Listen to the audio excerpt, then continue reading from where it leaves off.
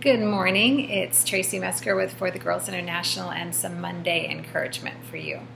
So it's November, and as you can tell by my outfit, I'm all dressed for fall. It is still 80 something degrees here in Florida, close to 90.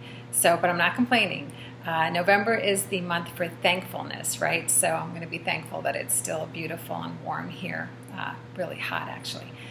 But I want to take this month of November to talk about thankfulness a little bit because I love the whole concept of being grateful and thankful and what it does and what it brings into your life. But also at times, I have to admit, there was a certain amount of guilt that I would feel surrounding the idea of being thankful, and I'll explain what I mean by that. So, a lot of you know my story that I've had my struggles with depression, and in those down times when I would be struggling, sometimes I would try to change my mindset to be thankful for what I had. But what that did is it piled on this enormous amount of guilt for me that how could I feel so bad when I have a great husband or when I have healthy children and other people are suffering so much. There's a point where gratefulness and thankfulness can bring perspective, but there's also a danger that it can also bring guilt and make you feel worse.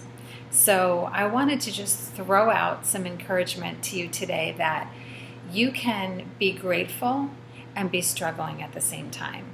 And that gratefulness and thankfulness can be part of a healing process for you and can help you. But you don't have to feel like, how can I be feeling so bad when I have so much to be thankful for? Because your struggle is real.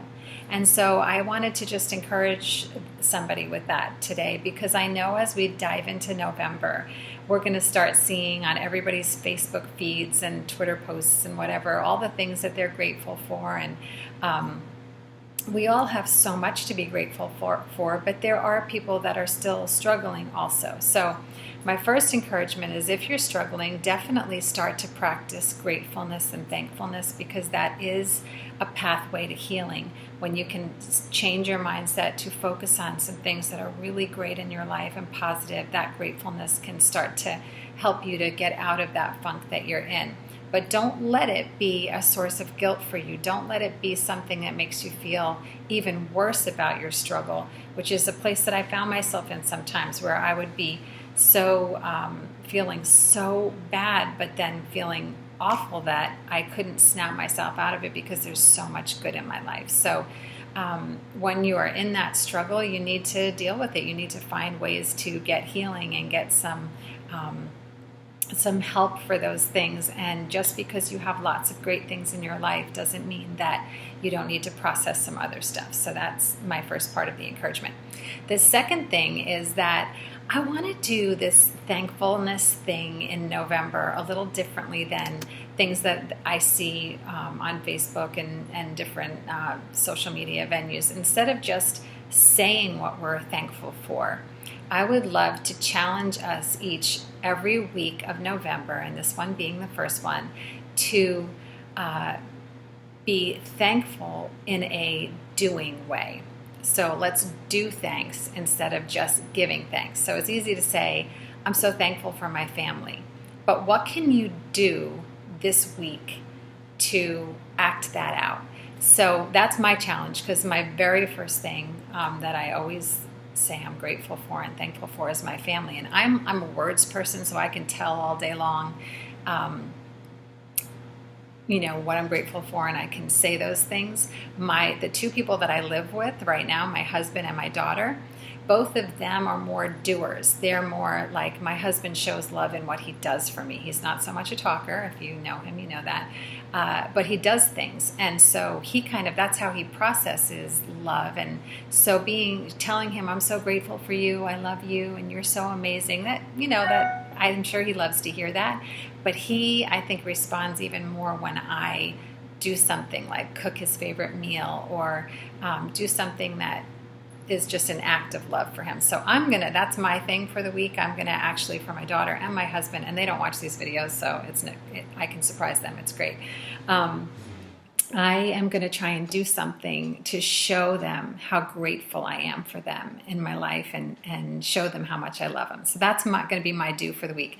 So I just want to challenge you to think about something you're grateful for, and then what can you do about that?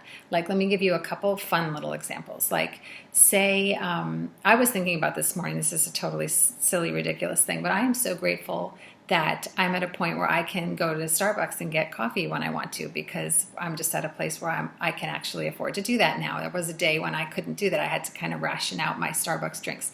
So I thought, wouldn't it be fun? It's a silly thing that I'm grateful for, but wouldn't it be fun to treat somebody that may be in a place where they can't do that for themselves all the time right now, and they can't treat themselves? Send them a little gift card, or bring it to somebody that I know. So that's kind of an example of just a fun, practical way to do something about the things that you're grateful for. So that's the challenge. I hope you'll join me for this month. I would love to hear about it in the comments. Just some idea that you had, maybe inspire other people that are following along with the fun. So let's do something that we're grateful for. Do something about the things that we're grateful for this month. And have a great week. I can't wait to hear about it.